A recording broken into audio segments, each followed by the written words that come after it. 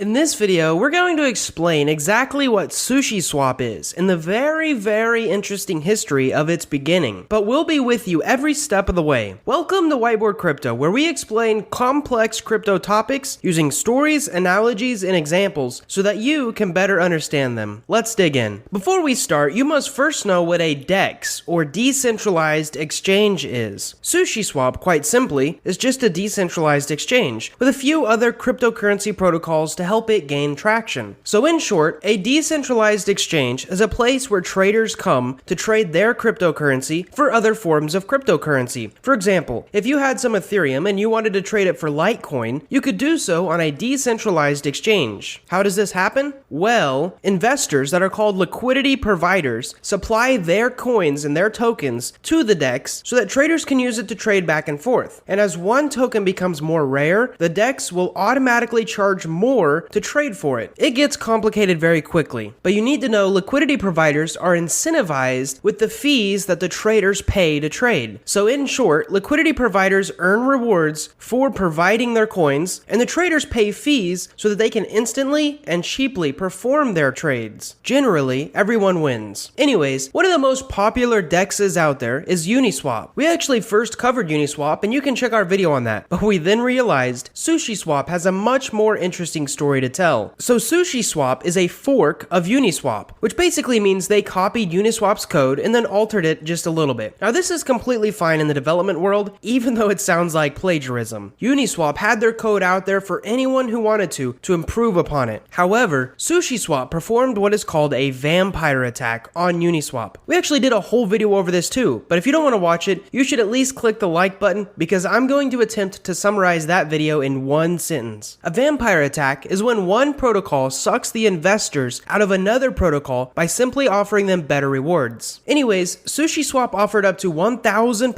APR for certain tokens, and this lured many investors to go from Uniswap to SUSHISWAP. However, SUSHISWAP's history isn't filled with rainbows and delicious APRs. The guy who created SUSHISWAP is anonymous, so we don't know who he or she is. However, they called themselves Chef Nomi. Sometime during the creation of SUSHISWAP, Chef Nomi created a developer wallet and minted themselves 10% of all sushi tokens. Now this was all fine and dandy and is actually pretty common in the decentralized finance world. This money is supposed to be used for advertising, paying other developers that help, and just growing the protocol in general. However, he performed what is called a rug pull. Now if you don't know what our rug pull is, we have an amazing video on it. But another one-liner to explain what a rug pull is that it is an event when the developer runs away with any investor's money and then ditches the project altogether. Basically, it's a bad thing. So you need to know at that time, Chef Nomi traded all of his sushi for 38,000 Ethereum, which at the time was $14 million,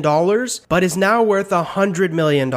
This made a lot of people upset and even more people mad. We can see on Twitter that the whole sushi community was upset and lost their trust for the project, even though the code still ran and the project still technically worked. But here's the interesting thing. It wasn't long after Chef Nomi actually returned his sushi and then actually transferred the ownership of the project to another guy named Sam Bankman-Fried. Now this is incredibly rare in the DeFi community, that the owner who performed a rug pull actually gave back all $14 million in value, apologized, and then transferred ownership. This is one way that SUSHISWAP is unique. Now one thing I forgot to mention, another way that SUSHISWAP is unique is in the fact that it operates on a ton of blockchains. Uniswap, for example, only works on Ethereum. PancakeSwap, on the other hand, only works on Binance Smart Chain. But SUSHISWAP works on Ethereum, Binance Smart Chain, XDAI, Polygon, and a ton of others that aren't famous yet, but them not being famous is actually the reason that SUSHISWAP is using them. SUSHISWAP wants to be one of the earliest DEXs on those platforms. So even though SUSHISWAP's decentralized exchange protocol is very similar to Uniswap, the history makes SUSHISWAP unique. And that's not the only thing though, because there are actually other features of SUSHISWAP that are quite valuable, but they're still in early development. For example, SUSHISWAP actually has a few other features than just the token trading side. It offers a variety of tools in its self-dubbed bento box. So first of all, you might be asking, what is a bento box? Well, in Japan, it is a small container filled with the usual dishes that make up a Japanese lunch. SUSHISWAP's bento box is formulated on the same concept. It's a token vault that can support a whole collection of decentralized applications and smart contracts. Right now, the only collection of smart contracts that BentoBox currently DefiAI has is called Kashi, which means lending in Japan. Kashi is simply a lending and borrowing platform that utilizes smart contracts to allow certain margin trades. How Kashi actually works is worth an entire video, so let me briefly cover it here. Essentially, you pick one token that you think will go up and another token that you think will go down. Then you can invest your money in that pair. And if they both do as you predicted, you will actually make money. But if they go in opposite directions, you lose money. Now, a little trick you can do here is that if one of these tokens is a stablecoin, then you're essentially just lending or borrowing and using a stablecoin as collateral. This allows you to create synthetic margin trades. Without going into too much detail, when you lose money, someone who bet the opposite way gains money, and vice versa. That's how this platform works. Moving on, another tool that SUSHISWAP offers is miso. Miso is actually a traditional Japanese soup that I must say myself is delicious. Miso is a new addition to SUSHISWAP that aims to help new tokens launch. Essentially, it helps token creators and token investors do certain things like adding liquidity so that the token can actually be traded, creating initial token auctions so that a token can be launched, and even helping with some code creation. Right now, it's fairly new, so we are going to wait until it becomes more developed and used by the community before creating an entire video around it. And if you're interested in that video, you should definitely subscribe and hit the bell icon because we are always creating new, helpful, high-quality videos just like this one. But our recent problem has been that we only grow through search traffic, so we really need subscribers who come back and watch future videos. We would be honored if you would join that team. Moving on, aside from being a decentralized finance platform, SushiSwap is mainly an Ethereum token with a few uses. For example, if you're a sushi token holder, you can stake your sushi for X sushi and earn some of the liquidity provider fees. 0.05% of all trades that happen on the SushiSwap platform actually go to the X sushi stakers, which is really good because what it does is it creates constant buy pressure for the sushi token. To give you a quick example, it works in a similar manner that dividend stocks do. You buy them so you can essentially have passive income. Not only that though, SushiSwap is actually a governance token, which means that token holders also get rights to vote about certain changes of the protocol. Both of these things together make Sushi a really interesting token to hold. Now, as we end this video, we encourage you to do more research about Sushi before investing in it. But we also want to thank you for watching this video to completion as it helps us grow our channel. We really hope that you learned something, and most importantly, we hope to see you in the next video.